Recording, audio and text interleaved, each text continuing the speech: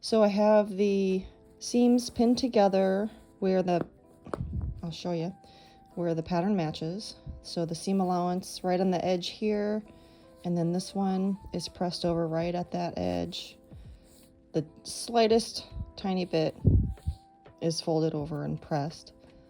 And then I pin really close to this edge rather than, in too far.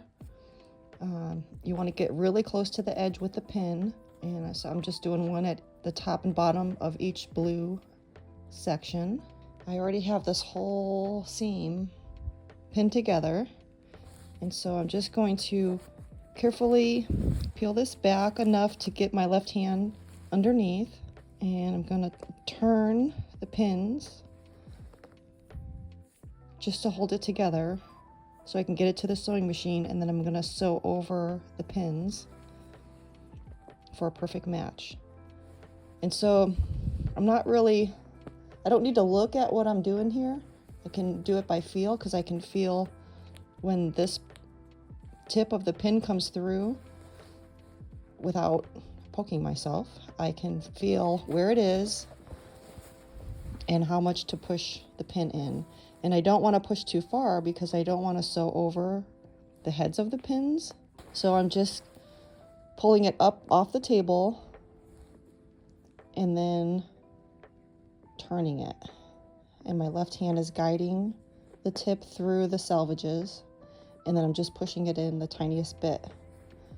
You can see the little divot it makes on my finger.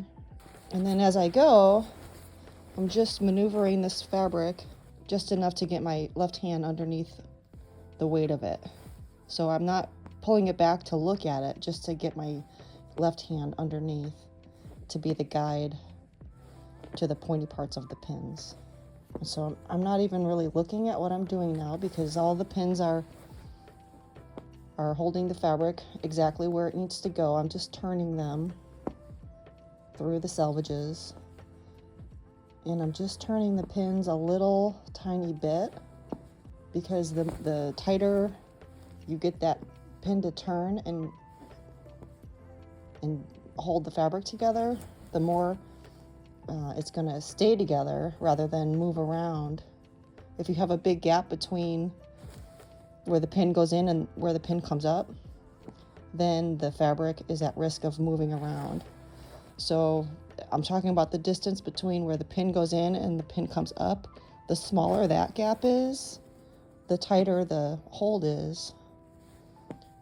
Just from moving all this fabric from the table to the machine, it's going to keep it all together a lot tighter, which helps you in the long run get a more precise match, because the whole purpose of pinning is to hold everything in place to get a perfect match. So if anything moves, then you're not going to have a perfect match.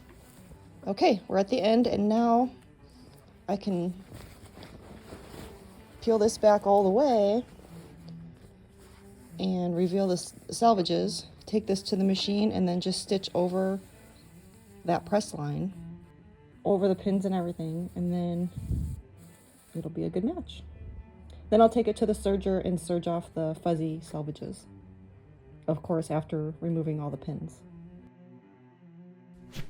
I'm just stitching over that press line and right over the pins, and I do slow down when I get close to a pin so I don't break a needle.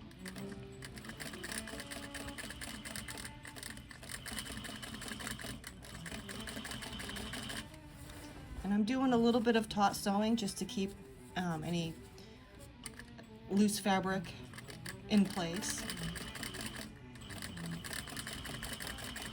It's always a good habit to sew anything using the taut method, so you're pulling in each direction with equal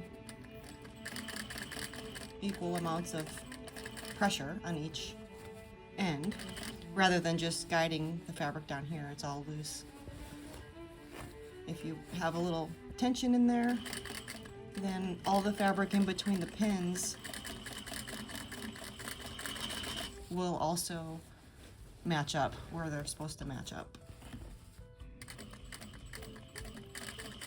Otherwise it might push a little bit and be uneven in some of those sections.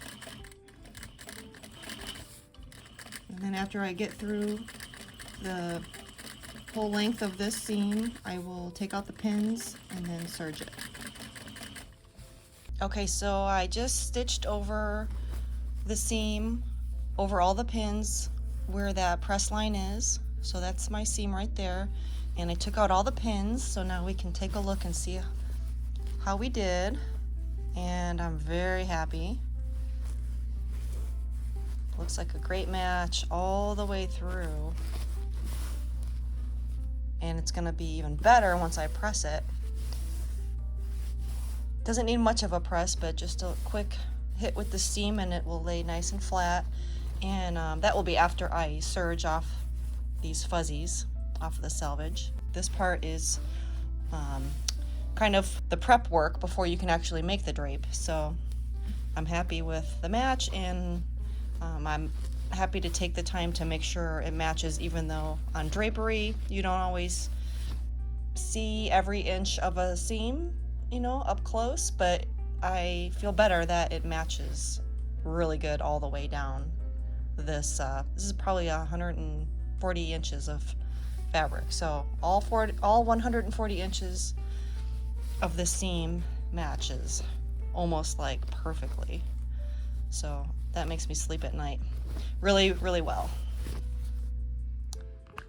So here's the first two widths of this 4-width drapery panel that I have already matched the one seam. And I'm not going to press it yet because I'm going to wait until I have all 4 widths put together, and then I'll press all of the seams. But the match looks really great. And so I have the next one laid out here, ready to add the next piece. So I'll take one off the rack and get it ready to do this match. So all I need to do is flip it over. So here's where the tops line up, and I'm going to press this selvage over just like the last time with a little tiny bit wrapped, but not much, and then that's exactly where it matches, right on the selvage. And sometimes you have to go in a little bit to get a match, but this time it matches right on the selvage, and thankfully we have enough of a selvage to actually work with and put the pins through, so that makes it nice. So to get that press, I like to turn it over. That way I can see what I'm doing, and I can see how much of that selvage I'm folding over, because I don't want much, but I just want a hairline of it turned over. That way there's no risk if I just folded it right on the selvage. There might be a risk of that selvage peeking through the front, and I don't want to see that. So I'm going to set it up so that I can get this press line right where I want it, and nice and straight all the way down the table. I'm going to pin it and press it. Then I can turn it over and start pinning the match. And I have a nice press, and by the way, I checked before pressing too much with this fabric and steaming that it doesn't shrink. So you want to always test your fabric before you apply too much heat or steam to test for shrinking. And then there's a little bit at the end of the table that doesn't reach with the iron, so I got to move it down and do that last bit. So there we go, it's all ready to go. I have a very straight edge that's pressed over right along that selvage with the tiniest bit turned over to the back. And now I can take this and pin it into place, one at the top and bottom of each blue motif right here, and just like I did before, pin it all the way down, turn the pins, and then take it to the machine.